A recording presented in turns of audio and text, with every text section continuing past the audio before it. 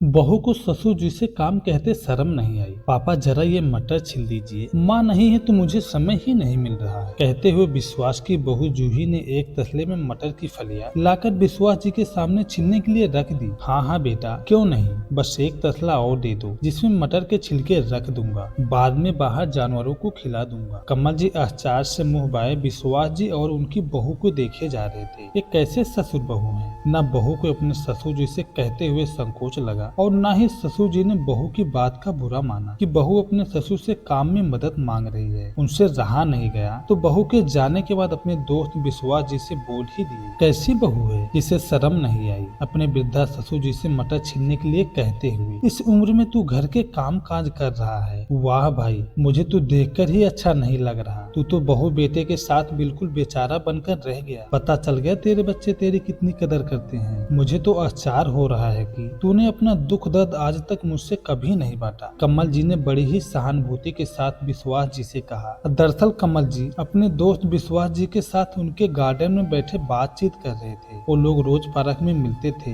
आज विश्वास जी पार्क में टहलने नहीं गए तो कमल जी उनसे मिलने उनके घर आ गए। जब दुख दर्द होगा तब तो बांटूंगा तेरे साथ। तू गलत समझ रहा है मुझे। मेरे बहू बेटे के साथ कोई दुख दर्द नहीं है। आजकल तुम्हारी भाभी जी अपने मायके गई हुई हैं और जाते समय मुझे समझा कर गई थी कि घर के कामों में बहू की मदद कर दिया करना। वो बेचारी अकेले छोटे बच्चों के साथ परेशान हो जाएगी। विश्वास जी हंसते हुए बोली, क्या मतलब, तुझे घर के काम करते हुए कोई तकलीफ नहीं होती? और वो भी बहू की मदद? भाभी जी के साथ तो कभी काम करते नहीं देखा। घर के काम करना और घर की औरतों की सहायता करना तू कब सीख गया? सीखने की कोई अंत नहीं होता मेरे दोस्त। जब जागो तभी सवेरा। बहू को तो मुझसे काम कहते हुए बहुत संकोच होता था, लेकिन अब मैं जब घर पर होता हूँ तो खुद ही उससे पूछ लेता हूँ। वैसे भी पौधों में पानी देना, पानी भरना, सब्जियां लाना, उन्हें छाट कर धोकर रखना, फिर सूखने पर फ्रिज में लगाना, दूध लेकर आता हूँ। तुझे इंतजार नहीं करता कि उसे बहू की आंच पर चढ़ाए, मैं खुद ही चढ़ा देता हूँ। जरूरत पड़ने पर सब्जियां भी काट देता हूँ। ये छोटे छोटे काम कर देता हूँ। बहू की बहुत मदद हो जाती है। अब रिटायर हो गया हूँ तो समय ही समय है। अपने लिए भी वक्त रहता है और घर के लिए भी। खाली बैठकर ऊब जाऊंगा और शरीर भी बेकार हो जाएगा। इसीलिए जब तक शरीर चले चलाना चाहिए। हम भी खुश, परिवार वाले भी खुश। विश्वास जी की बातें सुनकर कमल जी सोचने पर मजबूर हो गए और बोले, यार घर का काम करना तो औरतों की जिम्मेदारी होती है। बचपन से यही सुनते आए हैं। अब मुझसे तो ये सब नहीं होता। तुम्हारी भाभी के गुजरने के बाद तकलीफें तो बहुत होती है। बहू भी हर समय चिड़चिड़ाती रहती है, लेकिन क्या करूं, अब चाहूं भी तो मुझसे तो घर का कोई काम होता ही नहीं। तो अब सीख ले। सीखने का कोई अंत नहीं होता। जब चाहो तब सीख लो। कोशिश करो, धीरे धीरे आदत में आ जाएगा। एक पते की बात बताता हूँ, घर के कामों में बहू की मदद कर दिया करो। वह खुश रहेगी तो तुम्हें भी खुश रखेगी। घर जाते समय कमल जी ने रास्ते में कुछ सब्जियां खरीदी और घर आकर अपने आप ही सब छाट बीन कर धोकर रख दी। बहू को देखा तो बच्चों को लेकर आराम कर रही थी तो कुछ नहीं बोले और अपने आप ही किचन में जाकर चाय बनाने लगे। खटर पटर की आवाज सुनकर बहू भागती हुई आई और उन्हें देखकर चिढ़ हुई। बोली, बाबूजी आपको भी घड़ी भर चैन नहीं है, क्या कर रहे हैं? कुछ आता जाता है नहीं, बिगाड़ कर और रख देते हैं। कमल जी ने पलटकर बहू की तरफ देखा तो उनकी आंखों में आंसू थे और बोले, बहू तुम्हारी सास तो मुझसे रोते झिझकते चली गई कि कभी तो घर के कामों में मेरी मदद कर दिया करो। मैं हूँ तब तक तुम्हारी ये नाज नखड़े उठा रहे। मेरे जाने के बाद बहू बेटे के साथ तुम्हारी नहीं निपटेगी और तुम्हें ही सबसे ज्यादा तकलीफ होगी। इसीलिए अपना शरीर चलाया करो। लेकिन मेरे कानों पर जू ही नहीं रेखते। आज अपने दोस्त विश्वास जी को देखकर समझ आया, घर के कामों में माँ बहन बीबी बहू सबकी मदद करनी चाहिए। मुझे तो कुछ आता भी नहीं, तुम सिखाओगे मुझे। और तुम्हें किसी भी काम में मदद चाहिए तुम बताओ बेझिझक। बोलना तुम्हारी सास नहीं है तो क्या हुआ, ससुर अभी जिंदा है। कमल जी की बातें सुनकर बहू भी भावुक हो गई। बाबूजी विश्वास अंकल को मेरी तरफ से धन्यवाद कहिएगा। जो काम मैं और मम्मी जी नहीं कर सके वो उन्होंने कर दिया। आपने सही कहा, सीखने का कोई अंत नहीं होता। दोस्तों, आपको मेरी ये स्वचालित और मौलिक कहानी कैसी लगी? कृपया सुनकर अपनी बहुमूल्य प्रक्रिया जरूर दें। आपकी प्रक्रिया मेरे लिए बहुत महत्वपूर्ण है। मुझे सब्सक्राइब भी जरूर करें। जल्दी ही मिलता हूँ आपसे अपने नए कहानी के साथ। तब तक के लिए धन्यवाद।